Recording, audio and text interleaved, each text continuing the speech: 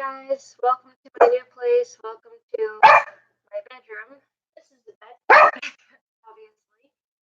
And it's so weird while all this stuff has been going on, COVID-19 and so forth, and people have been realizing that very soon we're going to be under an actual quarantine.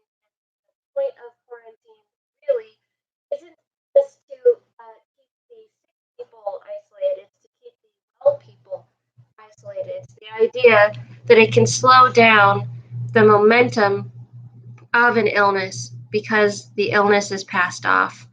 And a lot of people don't understand that idea. And so a lot of people panic ahead of time because in their head, once there's a curfew in place. Okay, let me just explain this. The way that it works is first they go national. It's mentioned constantly on the news. Then a curfew is put in place. Then the curfew is knocked back a couple of hours. So it goes from the curfew being like really late, like 10, and in some places, like the places that I seem to always live in, 10 is when everything would close anyways. And then it goes up to 9, and then it goes up to 8, and then it might go up to 6. And then while that's progressively happening, there's something else that's happening. And you already know what it is because you're in quarantine too. But a lot of people have this idea that it's one or the other. Quarantine is either, there's plastic wrap everywhere. People are wearing yellow jumpsuits. Monkeys are sneezing in theaters and all sorts of things. Basically, either it's outbreak like the movie or it's nothing. Or maybe it looks like the scene from E.T. towards the end. It's none of those things. It's really none of those things. It's much more like that. It's much more similar to that when you are in a hospital. I've been through many quarantines in major hospitals, Jackson Memorial, and the rest of the Jackson system down in Miami. I have been through many quarantines, as in I've been through at least 30 quarantines. Quarantines don't work just for floors, they work for sections of floors. If you think of a floor as being kind of like a city or a town, then you'll understand the sections of the floors are more like neighborhoods. And it's not that it shuts everything down and there's absolutely no contact. The fact is, the only way to truly do that is the next level from quarantine, and that is shelter code. Shelter code is coming. Shelter code technically is here. By the time they tell you that something is coming, what that really means is, okay, we're prepared, as in higher government, lower government, as in local city ordinance government, as in paperwork has already been passed through. Remember, anything that you see actually happening, actually taking place, so many hours worth of paperwork has had to go through before they're even legally allowed to mention it to someone who's not in the same, how do I put this, jurisdiction. Okay, so if you're not in the same level or area of government as the person who's telling you on TV, it's because it's already made the rounds internally. There's stacks and stacks of paperwork. And when I say paperwork, I mean actual paper. When it comes to government, when it comes to anything legal, it's actual paper. It's not digital. They're not just sending emails back and forth. The emails only happen after the paperwork has been filed or in order to help get the paperwork filed. I don't know if you've ever been to the IRS website, but before you can do any of the things that the IRS might prompt you to do, the first thing you have to do is go to their website and be prompted into calling their phone. The phone system prompts you into going back to a different page on the website, which you only knew to access from going to the phone, which you only knew from going to the website. And then that leads you to what? More paperwork. And that paperwork will lead you to another person who does another area of that paperwork to allow you to actually hand over your paperwork. That is the government. That is the medical system. And that is what's going on right now. It's so interesting as a person who's been in hospitals so much the past 4 or 5 years to see the way that people are reacting. People aren't freaking out the way they think that they're freaking out. Let me explain. So many people, everything that you hear, right, It's someone saying, everyone's freaking out. Everyone's going crazy. No, they're not. They're not. If they were, it would be riot. It would be mass hysteria. That has happened before.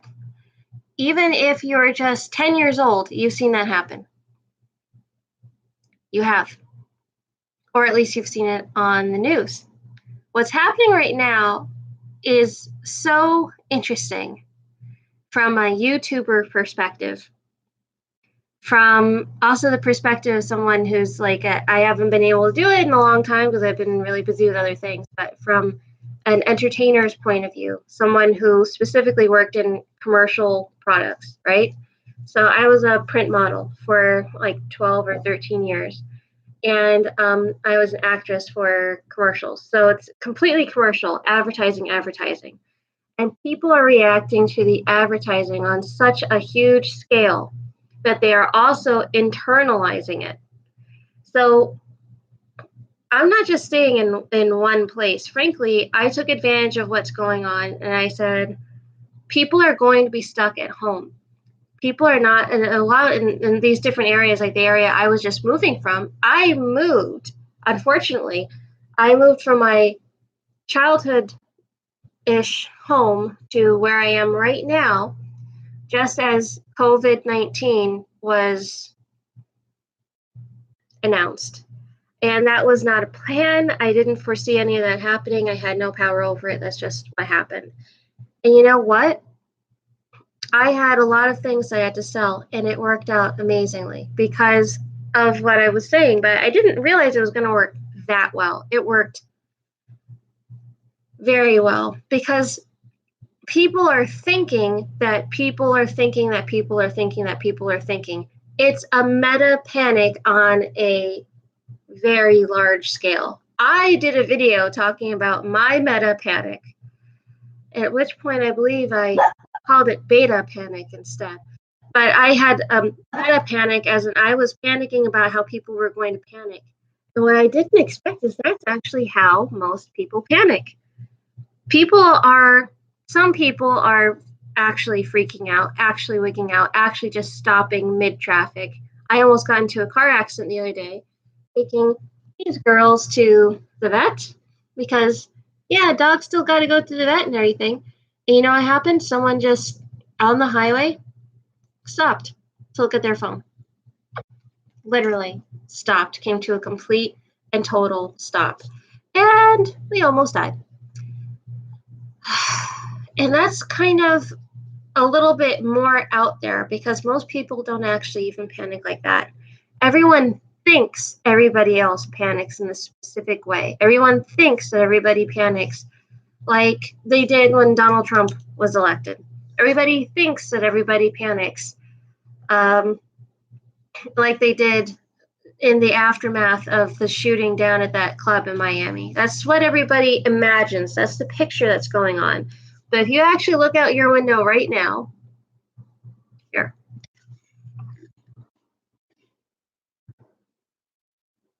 What's happening out there? You know what's happening out there? People are panicking inside their houses. That's what's actually happening. People are having to stay inside and they're imagining the worst possible outcome from going outside and they are freaking themselves out. I think that is incredible. That is the power and the mastery of marketing, frankly. Yes, it is a real illness. Yes, it is killing people. Yes, it could be anywhere. Yeah, any one of us right now watching this or being here, and hi, you. I see you. You look very pretty today. Any one of us could have it. That's true. But the chances that it is absolutely everywhere are a little slim because even though it's traveling so quickly, even though it's terrifying as hell, the fact is that's not really the way illnesses work. They don't just start from, let's do a visual here. They don't just start with, oh, look at that button. Isn't that nice? This is the illness. These are all the people that were on, let's think about this. Remember a little while back, we started hearing things about these poor people that were stuck. They were stuck. They were on vacation, and they weren't allowed to leave their cabins. They couldn't get any toilet tissue. That's where that whole thing started, by the way. Was that one story? Then what everyone took away from it was they were crapping themselves because they were ill and they had no toilet tissue. That's what everyone thought was happening. It's not what was happening. What was happening was they were on a cruise liner. They have a certain amount of all different amenities inside, and they were not allowed to leave. That's what was happening. It's not that, someone was sick, so they were constantly going to the bathroom and suddenly they didn't have any more tissue. It's that they weren't allowed to leave their cabin for too long. They ran out of the tissue they did have. Let's just pretend for 1 second. This is the illness, and look at these pretty little beads. These are all the people that were stuck on that cruise liner. Well, you're stuck on this cruise liner, and they're floating along, right? Okay, so this is the U.S. It's not like the minute these people docked, suddenly, boop, all the U.S. has it. Not the way it worked. It had to travel. It had to go from person to person. Think like an evil version of Hands Across America. Illnesses don't just go from, I'm one little illness. There's one person that meets me, and now it's everywhere. But people are kind of afraid that this is like the next plague. And if people were to not do the bare minimum basics that they should be doing in the first place, it could be like the next plague. In that, it could take everybody out before there's a chance for this current generation to start to build up an immunity to it. The younger ones are not dying. They're younger, so their body hasn't gotten to this point where they're used to fighting off this thing and they're used to fighting off that thing. They're still learning and just taking in the information. Oh, there's this new thing. We're learning how to fight this. That's what it's like to be a little kid, right? All the illnesses are new illnesses for a little kid's body. There's no illness that's just normal to them that they fought off in the past. So there's nothing for their body to have to update. Whereas for us older people, there is something that we have to actually update to this thing, and maybe our bodies aren't up to it because we're not used to it. But I think it's probably the stupidest thing ever, the way that people are freaking out, and it's because of all the times I've been in these different situations in hospitals. The fact is, I have seen people outside of the quarantined areas fall down the same illness as the people that were in the quarantined areas. How does that happen? The people who leave the quarantined areas are forced to strip down all of the body suits, all of the blue clothes. A lot of times they're forced to wear what looks like a hazmat suit with blue lining underneath it. So it's not only just the apron in the front, apron in the back, tied at the sides, tied around the front, tied around the back. There are the gloves. There's a paper that's going over them, tied in with the sleeves. There's a mask. There's a this. I've done that before. My parents had to do that when I was a baby and when I was a little kid because I was born with IgG3 deficiency, which basically means my body didn't make white blood cells as quickly as it needed to. And at one point, it just stopped completely. So I was always very susceptible to any illnesses going around. And that's really the way that you need to treat the elderly and the youngsters right now. But that's also the way that, frankly, you need to treat yourselves in order to be careful and safe on a regular basis. I never do any of the things that they tell us that we mustn't do in order to not catch COVID-19, because I was born into a situation of being, it feels almost like being bred in captivity. I've been through this so many times in my life. It's just really odd and interesting, and maybe it's an INFJ thing, to watch all these other people go through it, because to them it's so foreign, it's scary. They don't know how to deal with it. This is exactly the same as a day off. You have the same exact choices, including when you leave your door. The fact you're being allowed to leave your door is a very good sign. And coming from the perspective of someone who's been sickly a lot of their lives, a very bad sign. When something is being underestimated, everybody is free to leave and come and go as they want. When there is some piece of information that you don't have yet that they do have, that's when shelter code goes into effect. Shelter code is the the government. Shelter code is the oh no, maybe we should have done something about that town line or that city. That's the idea with doing shelter code. The idea is everyone is basically sheltering themselves when they're at work. Oh, but still all these different communities are intermingling with each other because they're sleeping in one neighborhood and they're going to work in this neighborhood. What can we do? Okay, we limit the interaction. So all these different shops, all the Starbucks, all the Jamba, all the Tea Fort, all the different places where they have to literally interact and exchange cups and shake hands or anything like that, anything where they might have to sign stuff, any actual interpersonal interaction. Let's minimize that. Okay, they can't sit inside. Oh, okay, wait a minute. There's still air. Everyone's sharing the same air. It's going into the air conditioning. It's coming back out. It's being spit back out. Oh, yeah, that's right. Every time you speak, spittle goes into the air. This isn't just if you speak one of those languages where you have to a lot. If you speak, it's a thing. Spittle is going into the air. If you breathe, skin cells are going into the air. Because when you breathe through here and you breathe through here, that's because you're always breathing through here. So we should never have let them sit inside. Okay, now they're going to sit outside.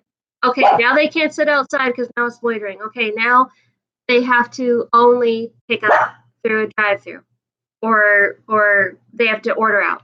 Oh, that's so much better because they're going to stay in their houses. That's like the perfect quarantine scenario.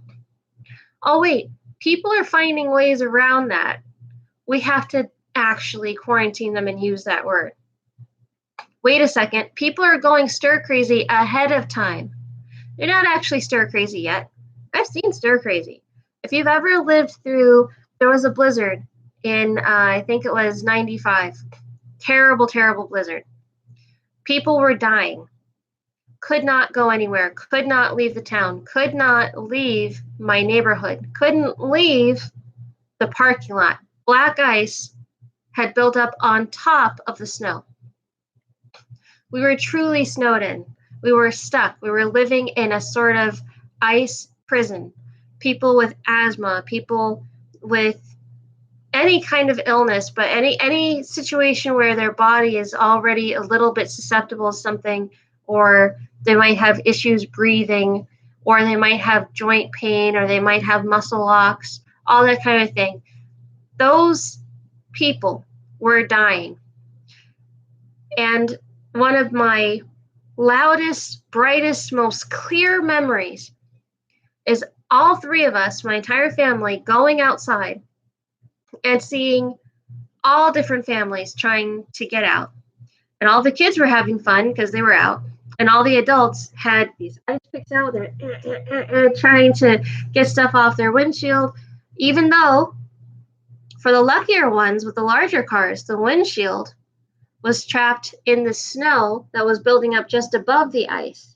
But the rest of their cars were entombed in the snow, which was already entombed in another layer of ice. The snow buildup was almost 5 feet tall by the time that I had gone outside. And as I was walking around on what felt like this new earth, I dropped through and I got stuck. And I was only in there for like 2 or 3 minutes, but I got really, really, very, very, very sick. And I was terrified. At first, it was really funny, and I was giggling. And then I was really, really, really scared because I realized that I couldn't move. I was too cold to move. My parents went looking for me, obviously, and my dad pulled me out. And I got yelled at so much. That's what happens during blizzard. People get tired of being inside, and people get desperate from the fear. They get scared they're going to die inside of their house. Their house goes from being this safe haven to being a prison. What happens in prison? People need to get out, right? So they get out. And they pass different illnesses around that they might not have realized that they had with the other people who are trying desperately to get out. I saw a lot of that. Here's the interesting thing. Snow didn't kill people as much as people killed themselves in an effort to get out of the snow. There's a record number of deaths from people just trying to escape. People who stayed home and stayed calm, yes, some of them did die. It's true. You know, no heat. It's 10 degrees below zero. You have different illnesses already. You have no food. You're completely out of food. You've been in the house for 2 or 3 weeks. No one can come and help you move. Maybe you're sitting in your own feces and that kind of thing. Yes, you're stuck. Yeah, okay, that can happen. That has happened. I'm not saying it didn't happen during that blizzard. But I am also saying that for the people who were fairly well to begin with, the people who were not so well but lived with other people, those people who stayed calm and stayed inside during the storm, they survived. Those are not the people who died. The people who lost their freaking minds trying to get out are the ones who died. And you're saying illnesses are nothing like blizzards. Actually, they are, because half of the battle is mental. Half the battle is mental. Sorry, someone over here wanted to talk with me. This is Judith. Yes, half the battle is mental. So you might be wondering, why am I doing this video? I'm doing this video to try and help somebody out there, because the fact is, quarantine does suck. If you think of it as quarantine. If you think of it as a time for you to fix whatever you need to fix inside and inside, then quarantine is more like it's kind of a suck-ass break, because you don't really get to go anywhere really cool. You don't get to go to new places. You have to stay in your house or in your apartment. But you know what? It's actually pretty cool, because for a little while, you have no choice but to focus on what really matters in your life. And oddly enough, no matter what, one of those things that really matter in your life is always you. So try to think of this whole quarantine thing as not a mandatory staycation, because that sounds like a really cute way of saying prison. Try to think of this quarantine thing as a chance for you to get back to you, to figure out what you like, what you don't like, to figure out what it is that you want to do next. Part of the issue in our current timeline, our current time stream that everyone's always talking about is everything moves so fast. Well, nothing moves too damn fast when you're stuck at home, because it literally can't. In my case, the first 3 days living here, there was no internet. So my phone is provided through internet. Unfortunately, I didn't have the money to pay for it. And since caring for my mom, I'm living with my father right now. And he made that choice. So the moment the internet is down, phones are down. First 3 days moving in here was the first 3 days curfew actually affected me, because I was moving different things back and forth from one house to the next. And you know what happened? I'll tell you what happened. Not food. Food did not happen. I almost wish that I could drop this down the stairwell because it would look really, really cool. But just one of those things. Sometimes those different things that you think of as being necessities, you remember suddenly are niceties. And it would be really, really nice to have them, but they're not actually necessary. They're not required. And then here's something you have to remember while you're in quarantine, coming from someone who's been in quarantine so many times in their lives. One of the necessities of life and staying sane is actually the niceties. The luxuries make all of this shit not just livable or worthwhile, but enjoyable. And without that, that's when you start to go nuts. So the next time that you're going, oh no, I can't go to my favorite restaurant. It's not that it's your favorite restaurant. Figure out for yourself what it is. Is it the food? Is the food your favorite food? Is it the people who work there?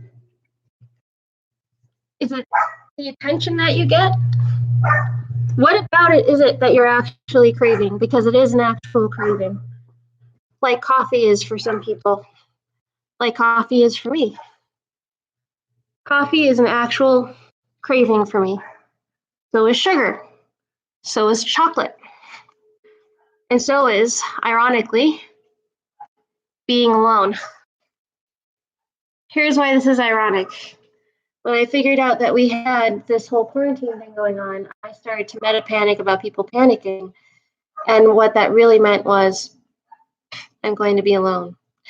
Or rather, I'm going to be alone with someone who's even grumpier than I usually am. So, since this whole thing happened with my mom being sick and everything, it's been mostly just me, my dogs, and my dad. And then you guys on YouTube, which has been really, actually, truly amazing. The people who have been watching me on YouTube aren't just people, they're friends, actual friends. There are people that I've known in actual quote unquote waking life, whatever, who know everything that I've been through, including when someone tried to steal my identity. I figured it out before my bank figured it out, and yada, yada, yada. My credit limit went from a couple $1,000s on one card and multiple $1,000s on the other card because of my very, very good credit and the fact that I'm licensed and bonded. I have never officially done anything wrong or bad, but after someone stole my identity, while they were in the middle of trying to steal my identity, they were also spending my money, and my credit score went down. And as a penalty for my credit score going down so quickly and everything readjusting within some crazy time period, it was like within 3 weeks, it was ruined. There was something else that was ruined. My credit limit. Most that I'm allowed to spend all total is $500, which sounds like a lot of money. Only when you have 2 elderly dogs, it's really not a lot of money. One dog visit, one vet visit is $180. So I have something else. I have something called spina bifida occulta. It means I have a hole in my spine, although it is mostly healed at this point. But I also have, who's that? Can you see me, too? But I also have something else. It's partially a degenerative situation. So it's not my joints. It's not even my bone, which was the assumption that it was going to be my bone. Actually,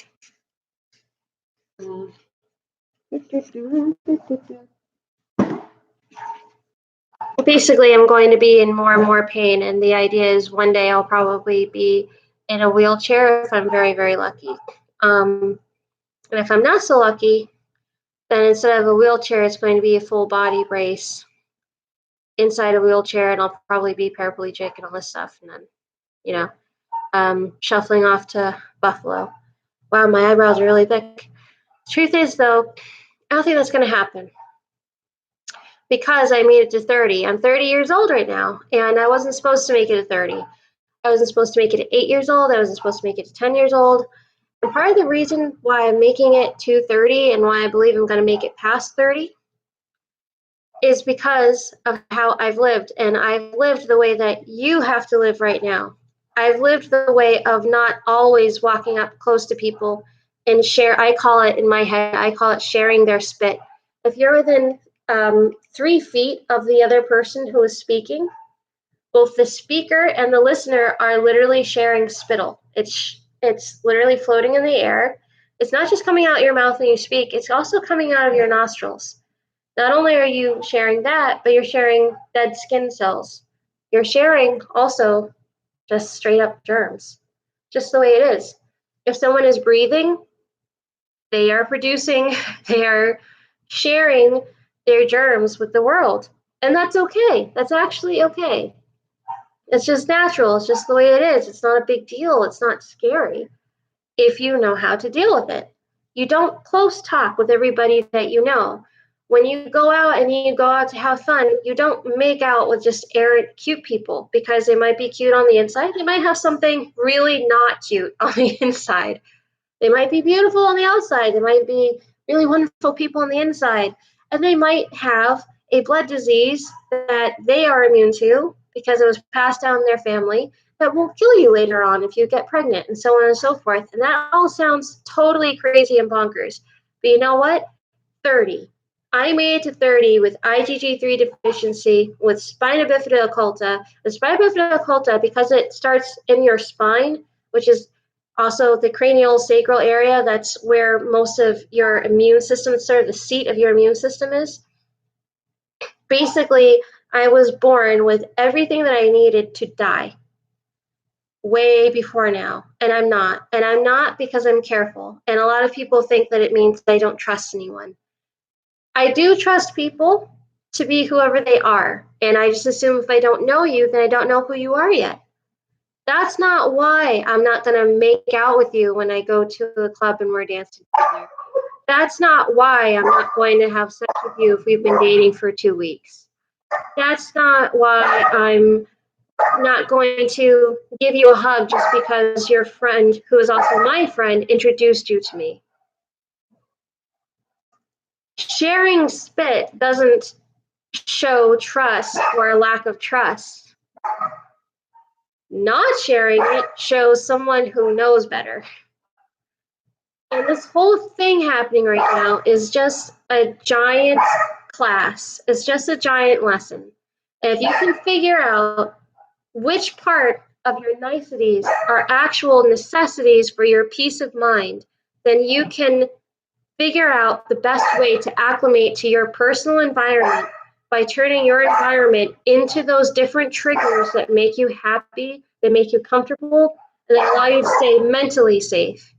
If you can stay mentally and emotionally calm and safe, then you can stay physically safe. The same way that I have through at least 10 hurricanes, probably 12 hurricanes, through many blizzards, and through at least something like 12 different quarantines in hospital. By the way, quarantines in hospital are 100 times more dangerous, and you are 50 times more plausibly going to die while you're on quarantine in a hospital because of the air conditioning system. All the illnesses in the air are just being recycled through the entire building. All of it. Every time somebody flushes a toilet and they just flushed diarrhea from someone who has a terrible bug in their system.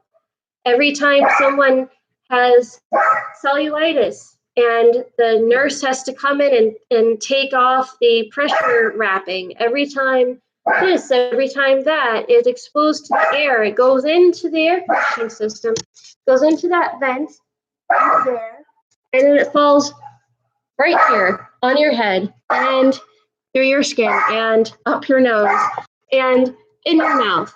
That is what it is like to share an area. Everywhere you go, all the time. That's not new. It's the same way indoors as it is in a hospital. And you know what?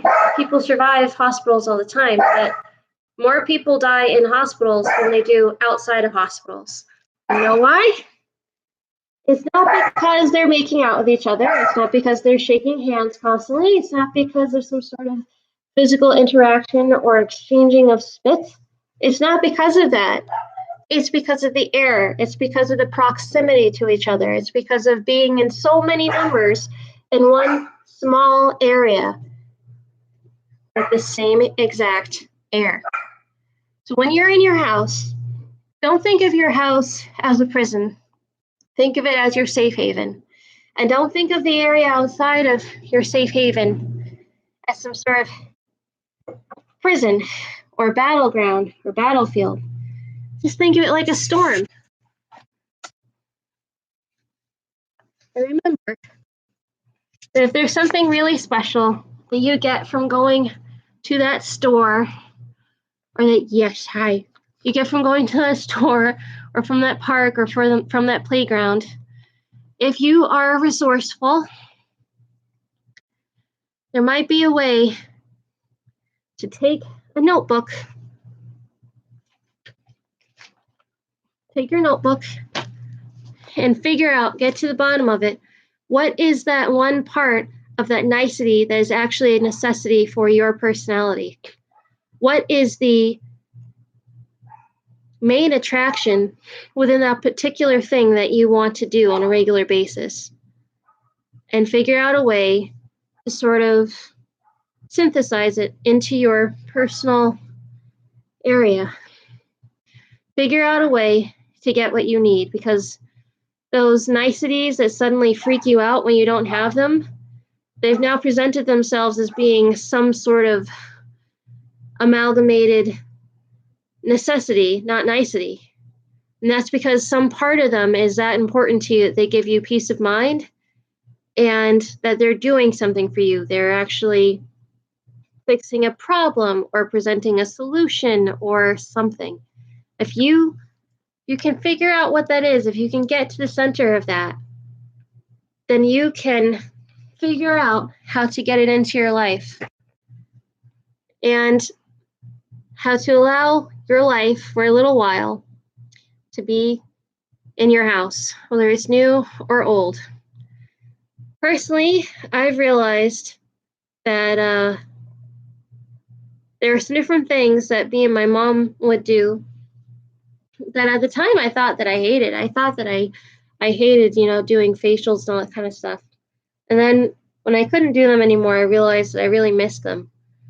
And I couldn't figure out what it was, because it's not like we talked a lot during the time. In fact, we were quiet. And that's what I recently realized. It was time dedicated to just being calm and peaceful and quiet. It was just straight up quiet time. And you know what? Turns out I actually need that in my life. Turns out I need time where the door is shut and nobody is there. And if the thing that you need in your life is some YouTube, then it might be that you don't actually need this, but that you need this attention. Someone shuts out the world and just talks to you for a little while. But remember, when you decide to let somebody in, whether it's literal, although don't do that right now, don't open the door literally right now, but even if it's just a YouTube video or it's a phone call or it's a video call, whoever you decide to let in, you are opening yourself up to. And when you open yourself up mentally and emotionally, just remember there are consequences physically. Our immune system goes down when we're upset. It's true. Our immune system is much more weak when we're sad, when we're lonely, when we're angry, when we're worried. So, as always, and as usual, choose your friends wisely. Choose the elements that you bring into your space wisely. And pay attention to what your needs are. And isolate those necessities within the niceties and synthesize them into your environment and your everyday experience so that you don't rely on people or things outside of it. Because sometimes those are the things that we use to comprise our peace of mind, which is why it's also a really great idea to find ways internally to have peace of mind. Because sometimes, even with the best of efforts and the best of synthesizing, I realized that I needed Starbucks, and I realized what I actually needed was the coffee, not the human interaction, not all the different milky substances or the colors or the fun music. I have music-ish. I realized that I need the coffee. Okay, I have the coffee. At one point, I'm going to be out of coffee. Right? Once shelter code kicks in, I'm going to be out of coffee. What's going to be the next step? At some point, everything that could go wrong will probably go wrong because it's shelter code. That's what happens during shelter. The toilet will stop working, the hot water will stop working, the air conditioning will stop going, we'll have to open the windows, people will start to actually flip out and try to climb out their windows if they're on the second story. They'll try to shimmy down, somebody will fall, EMTs will be called in, people will be questioned. What did you see? Are you sure they fell out the window? Was someone trying to help them? Were they pushed? Blah, blah, blah.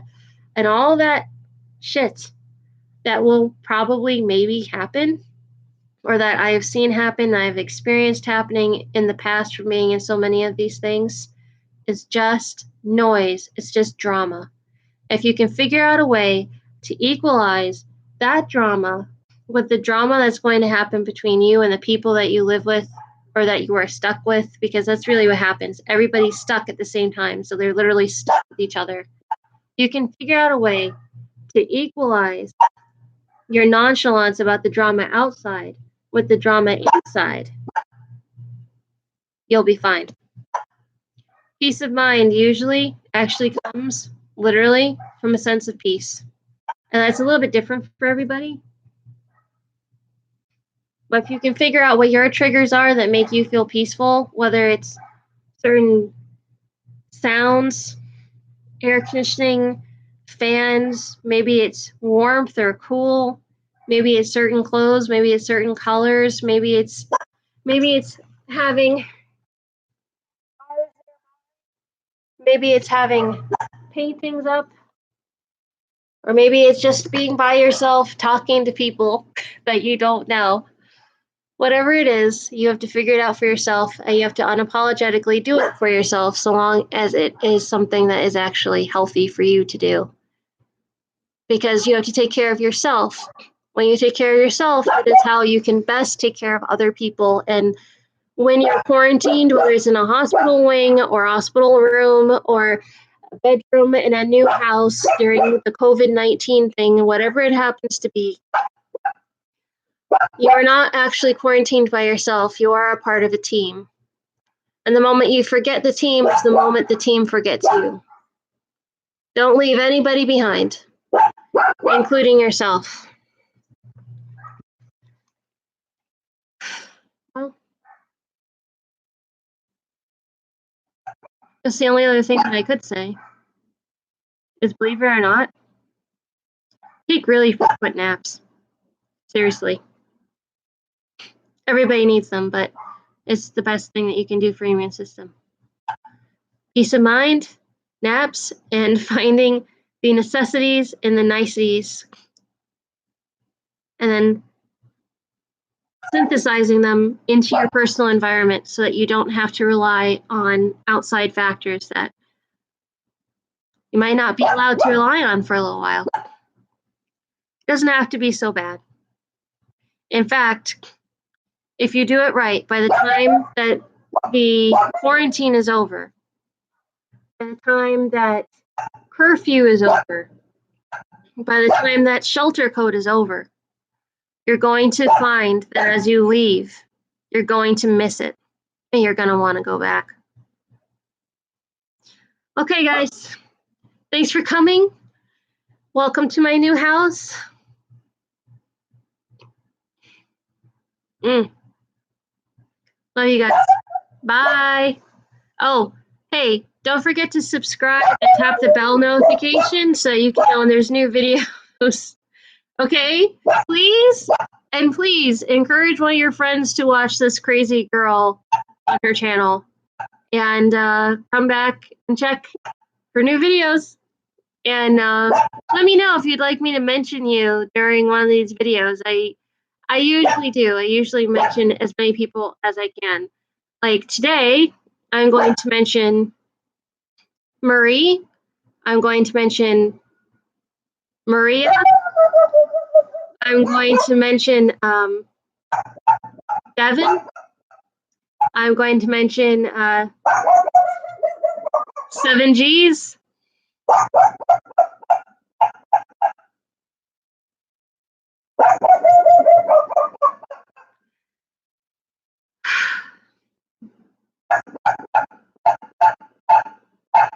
Welcome to Trash Day, everybody.